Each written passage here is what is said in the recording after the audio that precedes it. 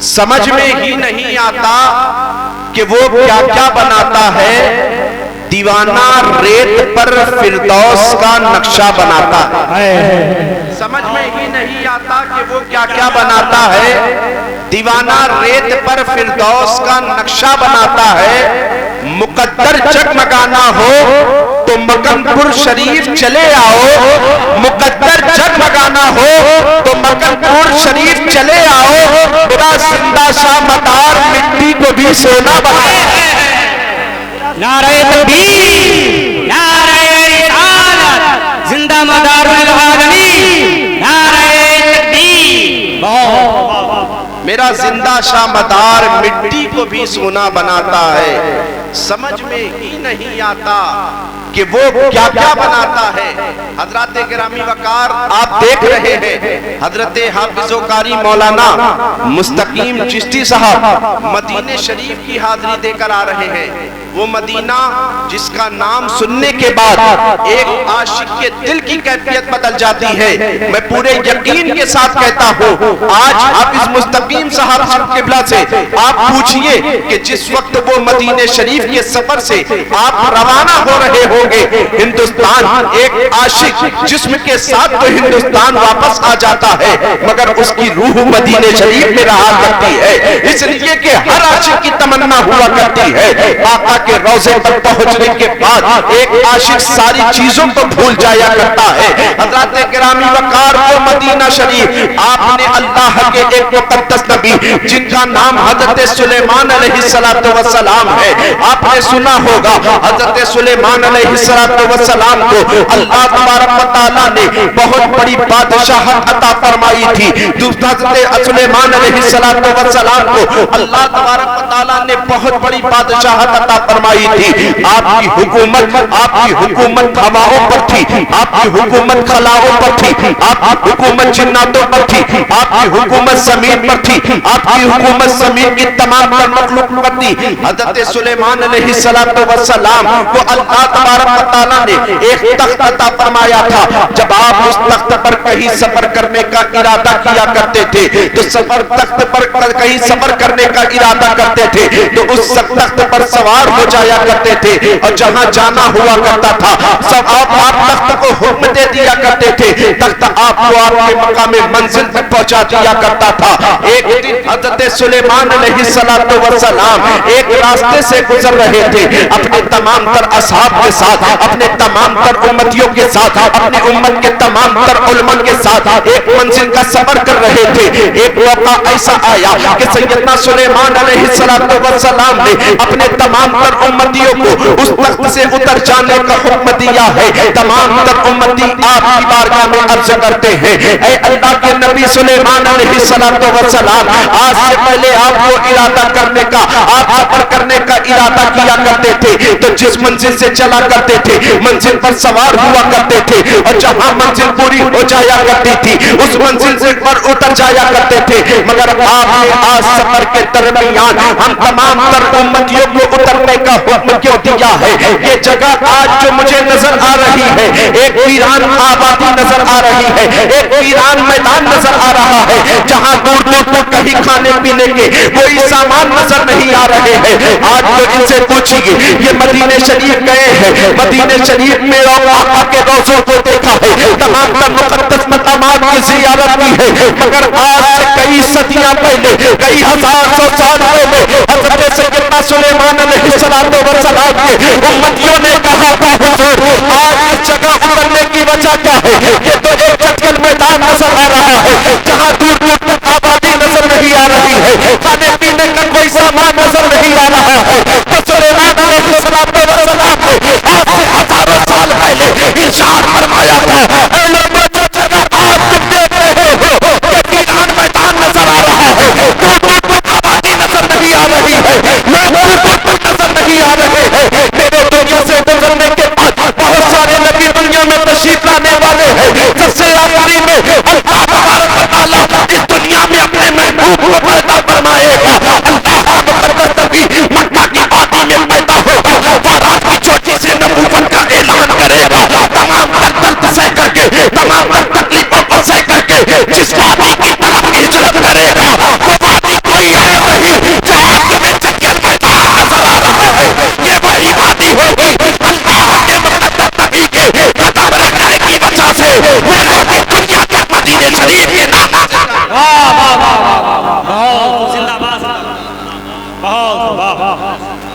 जिस आबादी का तुम जिक्र कर रहे हो, आज ये जगह तो वीरान नजर आ रही है।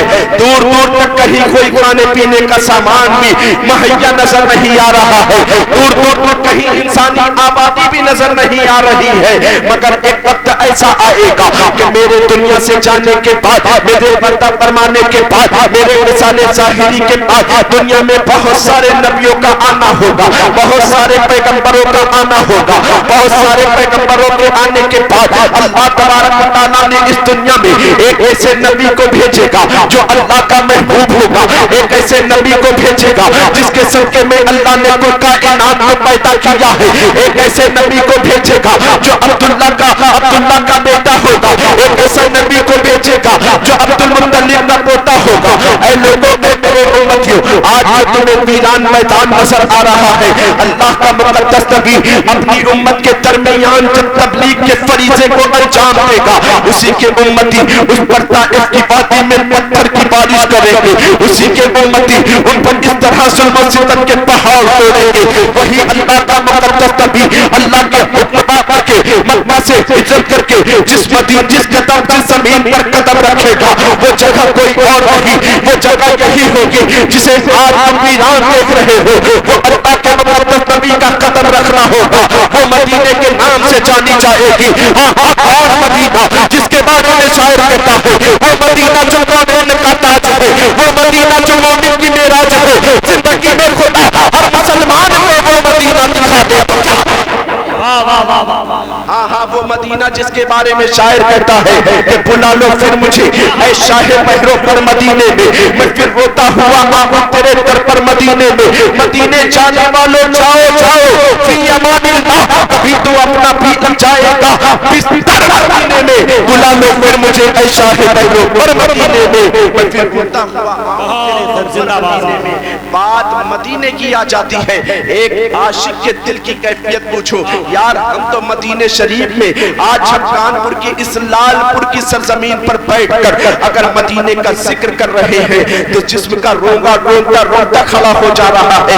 मुस्तफा जाने रहमत की रोज़े की याद आती है, आंख में आंसू आ जाया करता है। उन उशाकाने मुस्तफा से पूछो जिन्होंने मदीने शरीफ की उन मुक़द्दस वादियों को देखा है जहां से मुस्तफा का गुजर हो रहा है। उन उशाकाने मुस्तफा से पूछो उन्होंने मदीने शरीफ की उन मुक़द्दस वादियों को देखा है जहां मुस्तफा ने नमाज़ें अदा की है, जहां मुस्तफा जाने रहमत का इस्तेमाल किया गया है। और उस शाका ने मुस्तफा से पूछो खुदा की कसम, जब तक मुस्तफा मक्का में हुआ करता है, तवाफ़े काबा कर रहा होता है, कहीं घर की फिक्र सता रही होती है, कहीं खानदान की फिक्र सता रही होती है, कहीं बाल बच्चों की फिक्र सता रही होती है। मगर जैसे ही मदीने शरीफ पर आका के रोज़े अक़दस पर निगाह पड़ा करती है तो आशिक़ मुस्तफा झूम झूम कर वही शेर बोलना शुरू कर देता है जो बरेली के इमाम ने टूटी हुई चटाई से बैठ कर पढ़ा था और नबी की तारीफ बयान करते हुए कहा था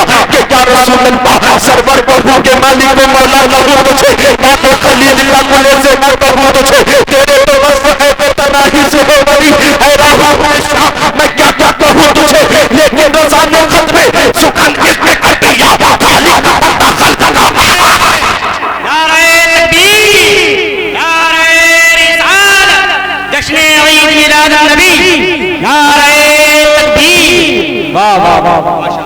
उन शाकाने मुस्तफा से पूछो, उन शाकाने मुस्तफा से पूछो नारे तकबीर, नारे रिसालत, नारे रिसालत। आप सब पढ़ो जय आले रसूल औलाद गौस आज़म हुजूर सैयदी सरकार हुजूर सैयद अनस मियां साहब के आमद हो रही है। मोहब्बत से और से इस्तकबाल कर ले। नारे तकबीर, नारे रिसालत, जश्न ईद मिलाद नबी सरकार अनस मियां साहब किबला, नारे तकबीर, नारे रिसालत। माशाअल्लाह तशरीफ रखिए। हज़रात आप देख रहे हैं कि मेंबर नूर पर पीरे तरीक़त रहबरे राह शरीयत नाशिर मसलक आला हज़रत हमदर्द कौम व मिल्लत हज़रत अल्लामा अशाह सैयद अनस मियां साहब क़िबला तशरीफ़ रखते हैं। इंशाअल्लाह मेरे बाद आप हज़रत का बेहतरीन खिताब समाअत करेंगे। बात मदीने शरीफ की चल रही थी।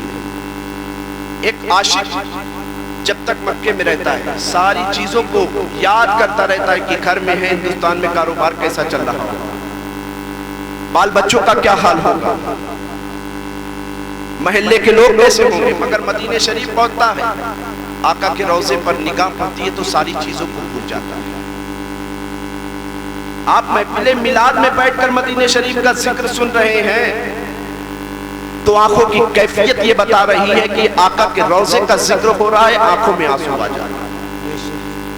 مگر مدینے کی جدائی کو برداشت کر پانا بڑا مشکل کام ہوا کرتا ہے۔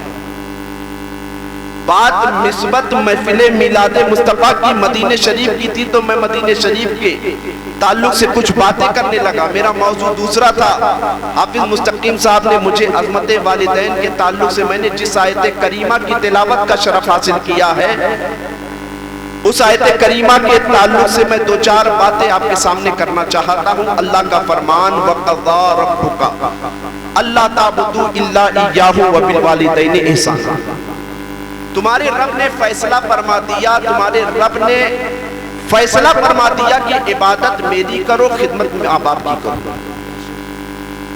آپ اس آیت کریمہ پر غور کریں کہ اللہ تبارک و تعالیٰ نے بات کہاں سے شروع کی، کہاں ختم کی، کہاں اللہ کی عبادت، کہاں ماں باپ کی خدمت، کہاں اللہ کی عبادت، کہاں ماں باپ کی خدمت۔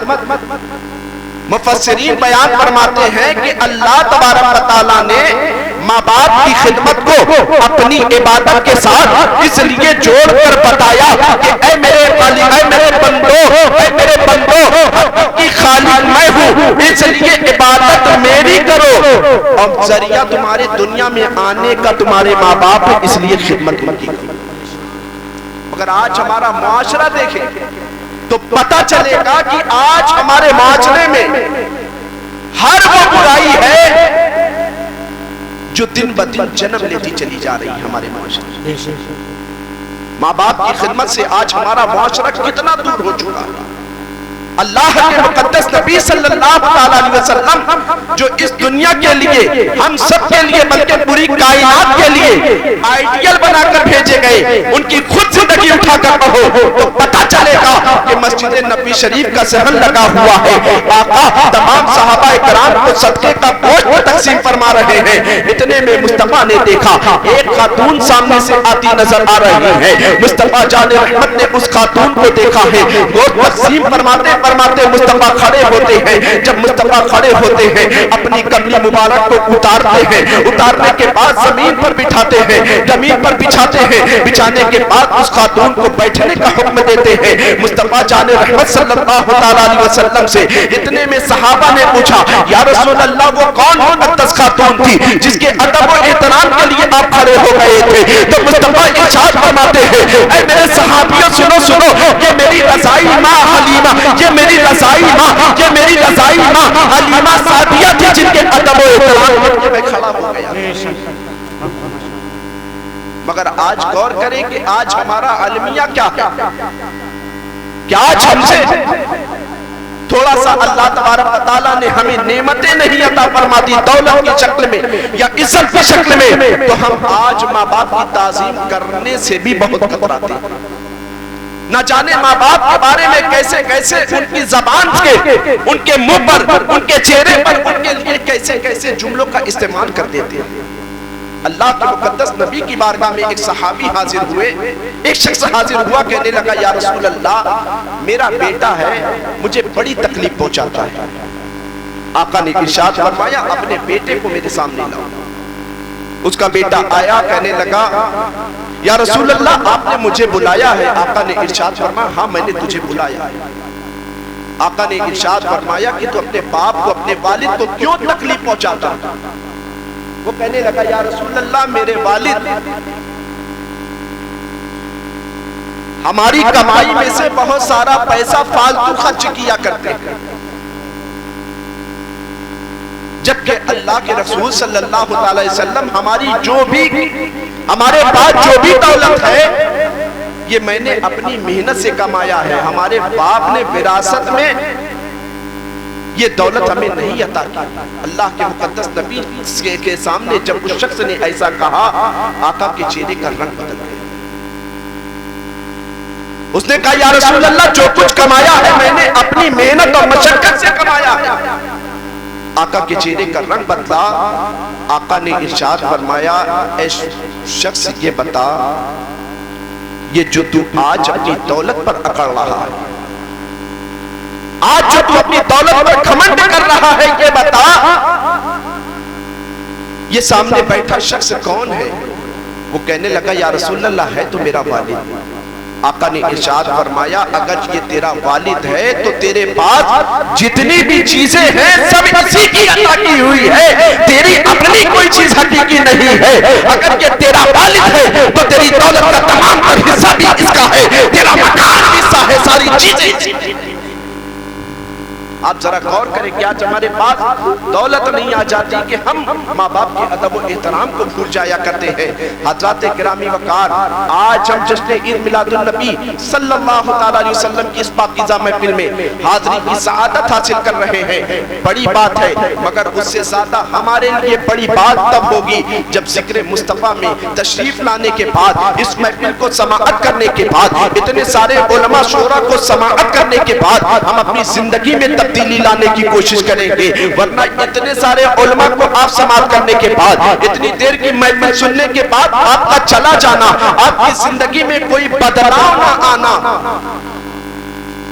اتنے سارے کو آپ نے سنا, اپنی زندگی میں آپ نے کوئی چینجنگ نہ کی, آپ کی زندگی میں کوئی بدلاؤ نہ پیدا ہوا, تو بتاؤ, آپ خود انصاف سے بتاؤ کہ اتنی دیر محفل سننا ہمارا کس کام کا؟ ہمارے لیے کامیابی کی دلیل اس وقت کی محفل بن جائے گی جب ہم حافظ و قاری مستقیم چشتی صاحب کی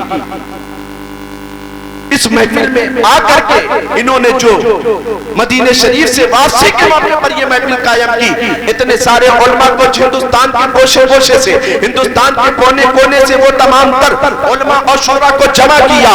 اگر خدا کی قسم یہ محفل ہمارے لیے بھی آپ کے لیے بھی اس وقت کامیابی کی دلیل بن جاتی جب ہم اس محفل میں بیٹھنے کے بعد اپنی زندگی میں تبدیلی لانے کی کوشش کرتے کہ ہم کل تک نبے نمازی تھے, اس محفل میں آئے علماء کی صحبت میں بیٹھ کر علماء کے خطاب کو سماعت کیا, شورا کی نام کو سنا, سننے کے بعد ہمارے دل میں کم سے کم یہ جذبہ تو پیدا ہونا چاہیے کہ ہم مصطفیٰ سے محبت کا دعویٰ بھی کر رہے ہیں, نمازوں سے دور بھی ہیں, مصطفیٰ سے محبت کا دعویٰ بھی کر رہے ہیں, قرآن کی تلاوت سے دور بھی ہیں, مصطفیٰ سے محبت کا دعویٰ بھی کر رہے ہیں, ماں باپ کی تعظیم سے بھی دور ہیں, مصطفیٰ سے محبت کا دعویٰ بھی کر رہے ہیں, اپنی زندگیوں کو عیاشیوں میں گزارتے نظر آ رہے ہیں, مصطفیٰ سے محبت کا دعویٰ بھی کر رہے ہیں, اپنی زندگی کو گناہوں کی آلودگیوں میں ملوث کرتے نظر آ رہے ہیں. خدا کی قسم یہ محفل ہمارے لیے اس وقت کامیاب ہو جائے گی جب ہم مصطفیٰ سے محبت کا دعویٰ کرنے کے ساتھ ساتھ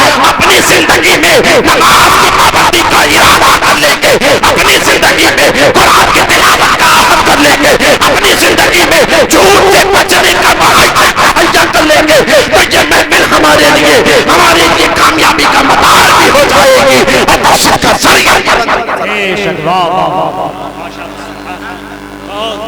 آپ اتنی دیر بیٹھ کر چلے گئے تو آپ نے کیا پایا, آپ خود فیصلہ کریں. آج میرے دوستو چند منٹ کی گفتگو میں آپ سے بتانا چاہوں گا, آج سب خود ان تمام تر باتوں سے واقف ہوں گے کہ آج ہمارے اندر, آج ہم معاشرے کا جائزہ لیں, آج ہم اپنے معاشرے کا آج ہمارے معاشرے کا عالمیہ دیکھیں, اٹھا کر کے اپنے معاشرے کا جائزہ لے تو پتہ چلے گا کہ زمانے میں کون سی ایسی گناہوں کی آلودگی, کون سی ایسی خرابی, کون سے ایسے گناہ نہیں ہیں جو آج ہمارے معاشرے میں نہ کیے جا رہے ہیں. نبی سے محبت کا دعویٰ ہے مگر نبی کی شریعت کو بالائے طاقت دیا ہے. نبی سے محبت کا دعویٰ, مسجدیں ہماری ویران ہوتی نظر آ رہی ہیں. نبی سے محبت کا دعویٰ, مدرسے آج ہمارے ویران ہوتے نظر آ رہے ہیں. خاتون جنت سے محبت کا دعویٰ, پردے کو ہمارے دوپٹے کو ہماری ماں بہنوں نے اپنے سروں سے اتار دیا. امام حسین کی والدہ خاتون جنت کی زندگی آپ اٹھا کر دیکھیں, میری ماں بہنوں، تو پتہ چلے گا امام حسین رضی اللہ تعالیٰ عنہ کے بڑے بھائی جن کا نام سیدنا امام حسن ہے، آپ بیان فرماتے ہیں کہ جب مدینہ شریف میں ہمیشہ دیکھا کرتا تھا کہ جب پورا مدینہ سو جایا کرتا تھا تو میں رات کی تاریکی میں اپنی والدہ کو مصلی بچھا کر اللہ کی عبادت کرتے دیکھا کرتا تھا، مگر کبھی بھی میں نے پوری زندگی میں کبھی اپنی والدہ حضرت فاطمہ کو اپنے حق میں دعا کرتے نہیں دیکھا، اپنے بچوں کے حق میں دعا کرتے نہیں دیکھا، اپنے رشتہ داروں کے حق میں دعا کرتے نہیں دیکھا۔ میں نے امام حسن کی دہلیز کو پکڑ کر پوچھا، اے میرے آقا امام حسن آپ بتا دیں کہ جب رات کی تاریکی میں اللہ کی عبادت سے فارغ ہونے کے بعد، اللہ کی عبادت سے فارغ ہونے کے بعد، قرآن کی تلاوت سے فارغ ہونے کے بعد، ذکر و اذکار سے فارغ ہونے کے بعد، تسبیح و تحلیل سے فارغ ہونے کے بعد،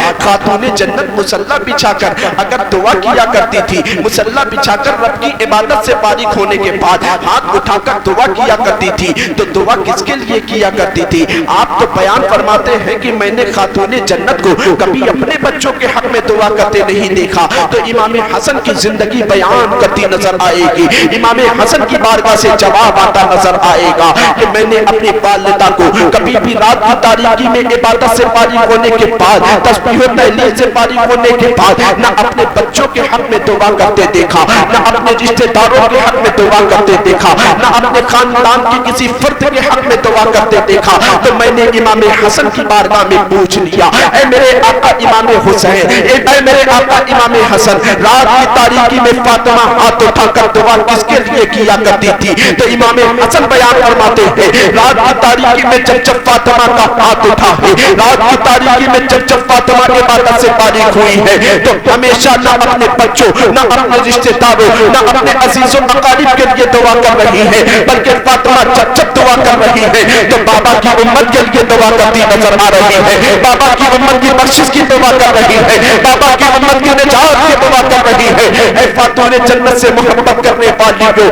فاطمہ کی زندگی اٹھا کر دیکھو تو پتہ چلے گا فاطمہ کی عبادت اگر گزر رہی ہے، فاطمہ کا اگر قیمتی وقت گزر رہا ہے تو اللہ کی عبادت میں گزرتا نظر آ رہا ہے، قرآن کی تلاوت میں گزرتا نظر آ رہا ہے۔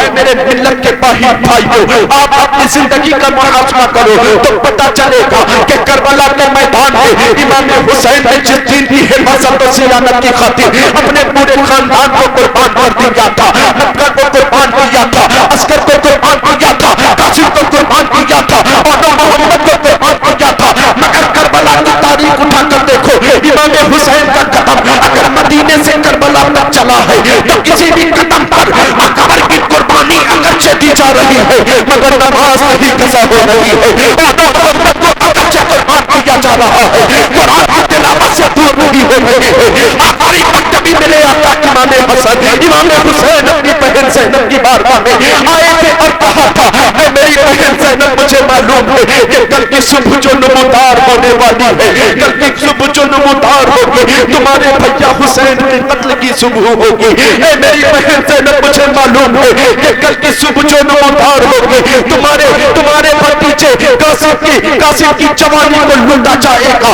ہم محمد کو شہید کیا جائے گا۔ اے میری بہن زینب چلو اس رات کی تاریکی میں مشکل بھرے وقت میں چلو نانا کی ایک سنت پر عمل کر لیتے ہیں۔ تو سیدہ زینب نے کہا تھا بھیا حسین اس پریشانی کے عالم میں نانا کی کون سی سنت پر عمل کرو گے؟ تو سیدہ زینب سے امام حسین نے فرمایا تھا زینب نانا جب بھی مصیبت کا وقت آیا کرتا تھا تو مسجد نبوی شریف میں قرآن مقدس اٹھا کر کے قرآن کی تلاوت کیا کرتے تھے، قرآن کی تلاوت کیا کرتے تھے، اللہ کی بارگاہ میں دعا کیا کرتے تھے۔ چلو یہ پریشانی کے عالم میں ہم سب قرآن کی ہم سب مل کر کے قرآن کی تلاوت کرتے ہیں اور اللہ کی بارگاہ میں دعا کرتے ہیں، اللہ سے مصیبت کا وقت ہم پر آنے والا ہے اس پر ہمیں استقامت نصیب فرما۔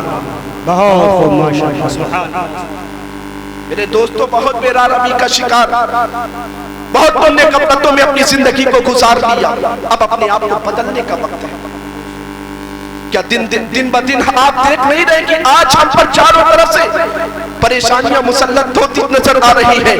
आज हम चारों तरफ से परेशानियों का शिकार होते नजर आ रहे हैं। आज हम पर मुसीबतें चारों तरफ से घेर रखी है। अगर मुसीबतों ने घेर रखा है, ये दुनिया में किसी हुकूमत का कसूर नहीं है, ये हमारा और आपका और हमारा ही कसूर है कि हमने नमाजों से अपना वास्ता तोड़ा, हमने कुरान की तिलावत से अपने आप को अलग किया, हमने नबी की शरीयत को अपनी जिंदगी में उतारने के बजाय उसे बालाए ताक रखा। हुकूमतों ने कब तुम्हें मना किया है कि तुम नमाजों से दूर हो जाओ? आज जो परेशानी का ये दिन देख रहे हैं, हालात ऐसे कि हमने आज अपनी बेटियों को फातिमा ज़हरा का किरदार नहीं सिखाया। हालात हमें ये देखने को मिल रहे दिन ब दिन हमारे घरों से गैर मुस्लिमों के साथ आज हमारी बेटियां राह फिरार इख्तियार करती नजर आ रही। हम तो इस इंतजार में है कि अभी हमारा घर कहाँ, अभी हमारे घर पर हमला कहाँ।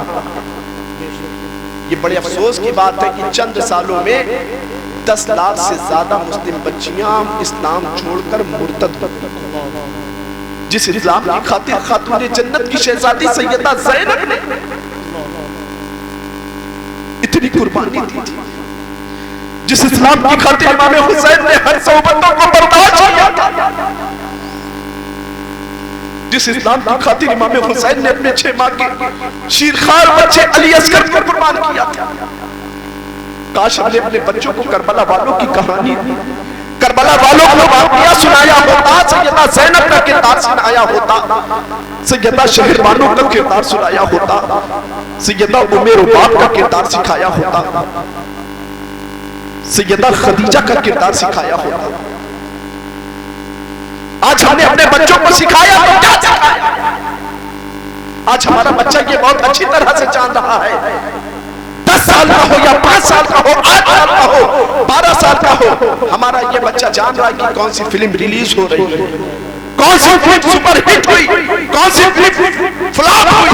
मगर हमारा बच्चा नहीं जान रहा है तो फातिमा ज़हरा के खानदान के बारे में हमारा बच्चा नहीं जान रहा है। फिल्में तो खूब जान रहा है, IPL में कौन कौन सी टीमें खेल रही है ये तो खूब जान रहा है, मगर उसे नहीं मालूम तो ये नहीं मालूम कि नमाज किस तरह पढ़ा जाएगा, उसे नहीं मालूम तो ये नहीं मालूम कि वजू किस अंदाज में सही ढंग से किया जाए, उसे नहीं मालूम तो ये नहीं मालूम मुस्तफा जाने रहमत ने अपनी जिंदगी के 62 साल या 63 साल दुनिया में गुजारे कितनी सोबतों के साथ गुजारे। उसे ये नहीं मालूम कि आज हमारी जिंदगियां गुजरती नजर आ रही है। यार कोई 50 साल का है, कोई 40 साल का है, मगर सही मानों में हम और आप सिर्फ अपने आप को कहने के मुसलमान रह गए, सिर्फ अपने आप को हम कहने का मुसलमान रह गए। हालात हमारे ये बेहरा रवि का शिकार आज हम इस तरह गड़बड़ों में अपनी जिंदगी को गुजार रहे, फिर भी आज इतनी तबाही के बावजूद हम अपने आप को संभालने को तैयार हैं। इतनी मुसीबतें आने के बावजूद हम अपने आप को संभालने को तैयार नहीं। मुसलमानों अपने आप को बेदार करो यार, अब किस दिन का इंतजार कर रहे हैं? क्या तुम पर आग की बारिश होगी? क्या तुम पर पत्थर की बारिश होगी? खुदा की कसम अमल तो हमारे ऐसे हैं कि पत्थर की भी बारिश हो चुकी होती। ये तो मुस्तफा जाने रहमत की रहीमी का सदका है। अल्लाह के मुकद्दस नबी ने जब तमाम तर पिछली उम्मतियों के अहवाल को देखा था कि किसी कौम ने अल्लाह की नाफरमानी की है तो उस पर पानी का अजाब आया है, किसी कौम ने अल्लाह की नाफरमानी की है तो उस पर आग की बारिश हुई है। अल्लाह तबारक व तआला के मुकद्दस नबी ने अपनी उम्मत पर रहम का करते हुए दुआ की थी, ऐ अल्लाह जिस तरह तूने पिछली उम्मतों को पानी के अजाब में मुब्तला करके खत्म किया, जिस तरह तूने उन पर आग नाज़िल करके पूरी की पूरी उम्मत को खत्म कर दिया, परवरदिगारे आलम मेरी उम्मत को इज्तिमाई अजाब से महफूज फरमाना। ये तो मुस्तफा की दुआ को अल्लाह ने कबूल कर लिया जो हम पर इज्तिमाई शक्ल में अजाब नहीं आ रहा, वरना अमल हमारे ऐसे है कि हम पर भी पत्थर की बारिश हुई। ये अल्लाह का शुक्र है यार, अल्लाह तबारक व तआला ने तुम्हें दुनिया में पैदा किया है। ये उसका इंसाफ है कि नाफरमानी के बावजूद, ये उसका करम है कि नाफरमानी के बावजूद तुम्हें खाने को दे रहा है। दुनिया में कहीं नौकरी करो, 6,000 की नौकरी हो, ऑफिस के उसूल के खिलाफ अगर तुम जाओगे तो ऑफिस के बड़े अधिकारी को यह हक होगा कि तुम्हें सस्पेंड करते, तुम्हें नौकरी से निकालते। اللہ تبارک و تعالیٰ نے تمہیں پیدا کیوں کیا ہے؟ کیا دنیا میں دولت کمانے، شہرت کمانے؟ نہ، اللہ تبارک و تعالیٰ کی بارگاہ میں قرآن سے آپ اپنے تخلیق کے مقصد کو پوچھو تو قرآن صاف کہے گا وَمَا خَلَقْتُ الْجِنَّ وَالْإِنسَ إِلَّا لِيَعْبُدُونَ، اے جناتو انسانوں، اللہ نے تمہیں محض صرف اور صرف اللہ اپنی عبادت کے لیے پیدا کیا۔ انصاف تو اللہ تبارک و تعالیٰ کا یہ تھا کہ ہم زبان سے نافرمانی کرتے، اللہ فرشتوں کو حکم دیتا جاؤ اس کی زبان کاٹو۔ انصاف تو یہ تھا کہ ہم ہاتھ سے نافرمانی کرتے، فرشتوں کو حکم دیتا، فرشتوں اس نے میری نافرمانی کی ہے، ہاتھ اس لیے نہیں دیا تھا کہ لوگوں کے ساتھ یہ ظلم کرتا، بلکہ ہاتھ کو میں نے اس لیے دیا تھا کہ اسی ہاتھ سے غریبوں کا سہارا بنتا۔ ہاتھ اس لیے نہیں دیا تھا کہ رات کی تاریکی میں یہ اپنے بستروں کو ناپاک کرتا نظر آتا، اپنی راتوں کو گندی کرتا نظر آتا، بلکہ آنکھ کو اس لیے دیے تھا کہ آنکھوں سے، انہی آنکھوں سے یہ اپنے والدین کی زیارت کرتا، اسی آنکھوں سے یہ کعبہ شریف دیکھا کرتا، اسی آنکھوں سے اس اولیاء کرام کی مزارات مقدسہ کی زیارت کرتا۔ بلکہ اللہ تبارک و تعالیٰ کا انصاف یہ تھا کہ اللہ تبارک و تعالیٰ ہمارے ہر اعضاء کو ہم سے چھین سکتا تھا، مگر ان کا اس کی رحیمی کریمی دیکھو کہ وہ تم پر ترس کھا رہا ہے، وہ تم پر رحم کر رہا ہے، تم پر رزق کے دروازے بند نہیں کر رہا ہے۔ مسلمانوں، اپنے آپ کو بیدار کرو، اپنے حالات کو بدلنے کی کوشش کرو۔ اللہ تبارک و تعالیٰ کی بارگاہ میں دعا ہے کہ اللہ تبارک و تعالیٰ ہم سب کو سننے سے زیادہ عمل کرنے کی توفیق عطا فرمائے، اس محفل پاک کو ہم سب کے لیے ذریعہ نجات بنائے۔ استغفر اللہ ربی من کل ذنب واتوب الیہ، لا الہ الا اللہ محمد رسول اللہ صلی اللہ تعالی علیہ وسلم۔ ہماری صبح زندہ ہے، ہماری شام زندہ ہے، ہمارے دل کی تختی پر نبی کا نام زندہ ہے۔ وآخر دعوانا ان الحمدللہ رب العالمین۔ السلام علیکم۔